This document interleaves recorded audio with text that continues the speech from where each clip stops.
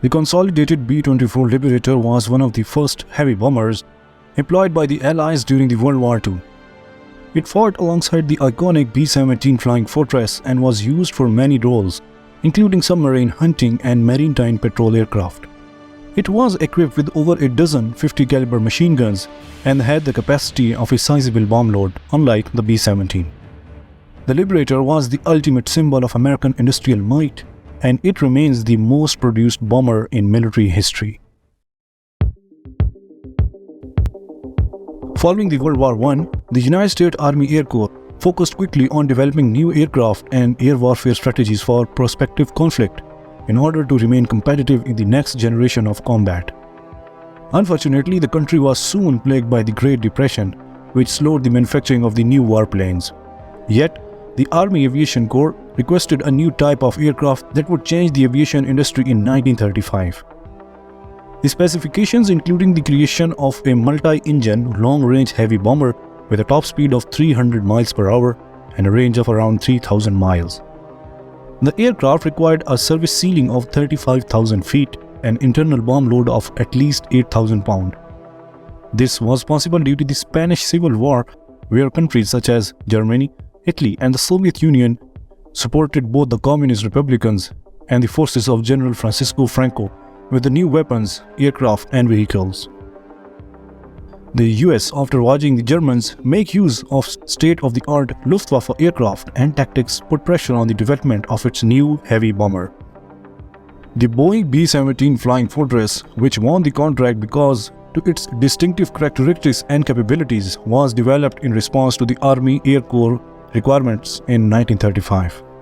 As the spark of war began to fly in Europe and Pacific in 1938, production of the renowned aircraft was well begun. As the Army Air Corps prepared to defend its Pacific positions against the Empire of Japan's fast development, it requested assistance from the Consolidated Aircraft Company in the creation of the B-17. Consolidated agreed and dispatched several of its engineers to Boeing facility in Seattle, Washington, to acquaint themselves with the aircraft that they would be assisting in the production of. Fleet and his aides believed that Consolidated could create its own heavy bomber with enhanced capabilities and a more contemporary design. The Army Aviation Corps approved a design study under the name C-212 in January of 1939 to test the capabilities and performance of the B-17, extending its range, speed, and ceiling. The study was designed to test the capabilities and performance of the B-17, extending its range, speed, and ceiling. The Consolidated engineers made revolutionary changes to the Model 32 design, leading to its entry into the production as the B-24 Liberator in the early 1940s.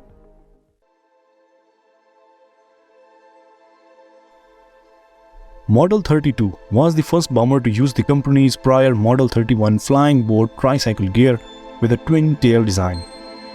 It was built with a fuselage large enough to hold twin bomb bays of the same size and capacity as a B-17. David R. Davis designed a redesigned wing to improve fuel economy with a short chord and a high aspect ratio and thickness to accommodate engine and fuel while improving efficiency. This increased the wing load of the Model 32 by 35%. The Davis wing was meant to boost tankage lift and speed, but it was vulnerable to ice formation and enemy fire. It was particularly vulnerable to enemy fire because it had two oval vertical stabilizers at the end of a rectangular horizontal stabilizer. It also included two oval vertical stabilizers at the ends of a rectangular horizontal stabilizer, as well as two supercharged radial engines housed in cowlings. The B-24 featured a slab-sided fuselage constructed around two central bomb bays and was powered by 14-cylinder Pratt & Whitney R1830 radial piston engines.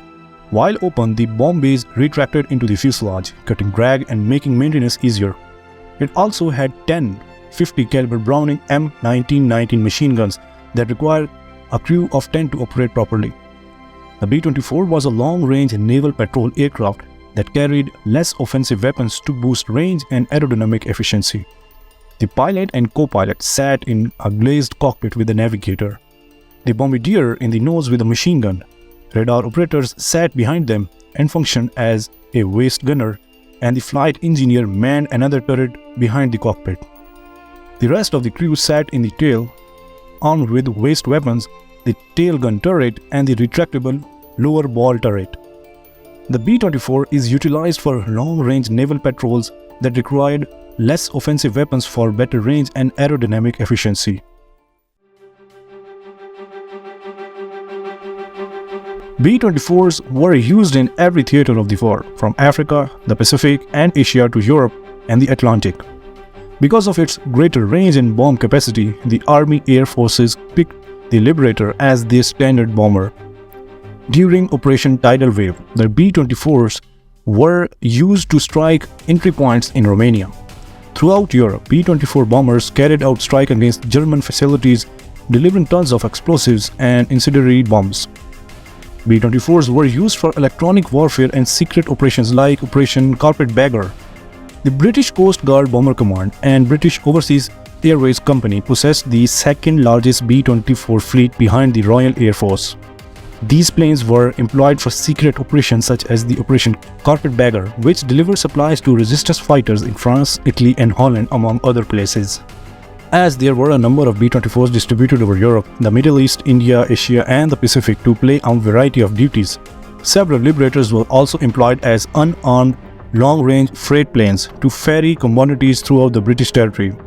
And 2 B-24 squadrons were dispatched to India in October of 1944 to support British Special Air Surface Operation as well as American and French underground troops. This dependable aircraft was also used by the Royal Air Force and Coastal Command for anti-submarine and maritime patrols. Liberators were essential in securing the British shoreline by identifying oncoming German U-boats from the Kriegsmarine. They also provided air cover surveillance and patrolling in cooperation with the Canadian Air Force and the American Navy to keep the sea secure from the surprise assaults. Despite its reliability, the B-24s were eventually overshadowed by the B-17. It had a better range and bomb capacity, but lacked the toughness and resistance of the B-17. It was better for long-range operations and bombing raids, but lacked the toughness and resistance of the B-17. Because of its tendency to lose wings after a few cannon rounds, the B-24 gained the nickname Flying Coffin. As the war progressed, the B-24s were gradually phased out in favor of more powerful aircraft such as the B-29 Super Fortress. Despite this, the B-24 with its David wing design went on to become the world's most manufactured heavy bomber with 18,000 units produced. I would love to hear your thoughts on the B-24 Liberators and how it compares to the legendary B-17 Flying Fortress. Thank you for tuning into my video. If you enjoyed it, I would greatly appreciate if you would like and subscribe to my channel. Thank you.